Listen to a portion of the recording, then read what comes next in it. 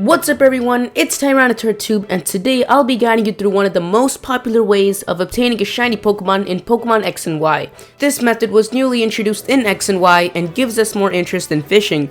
That's right, today we'll be looking at chaining fish. I know there are many of you who are unfamiliar with fish chaining, but in a nutshell, it's maintaining a chain by constantly fishing. It may sound confusing now, but it'll all clear up by the time you're done with this video. Now before we begin with the guide, there are a few things you'll need to obtain. First, you're going to need a fishing rod. Like any Pokemon game, Pokemon X and Y has the old rod, the good rod, and the super rod.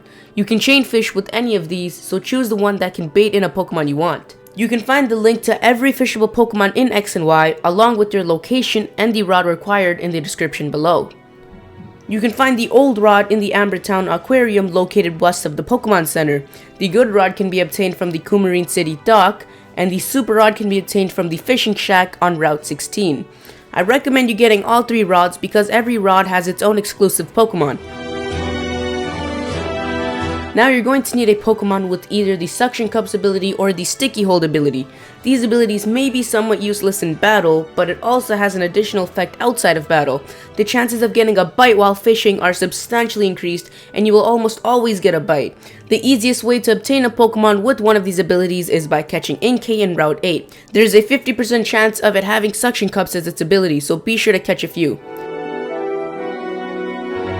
And finally, and optionally, you're going to want certain Pokeballs. Although you may have tens and hundreds of Ultra Balls and Dusk Balls, you should primarily use Quick Balls and Net Balls. You can purchase both of these in the Snowball City's Pokemart.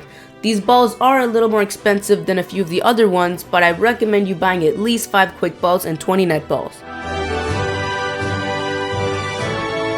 Now that you've obtained all of the items and the Pokemon you need, you're almost ready to start fishing. The only thing left are the rules that must be followed to maintain a high chain. Be sure to keep these rules in mind because they must be strictly followed. What not to do. Do not move from your fishing spot once you start fishing. Do not get on your bike or your roller skates once you start fishing as well. Never fail to reel a bite in on time. And yes, if you don't get a nibble, this will also break the chain. Do not perform online activities such as using the global trade station or player search system once you've started fishing. And finally, do not turn off your game once you start fishing. This is actually important because a lot of people will turn off their game thinking they can continue the chain later on. Exceptions.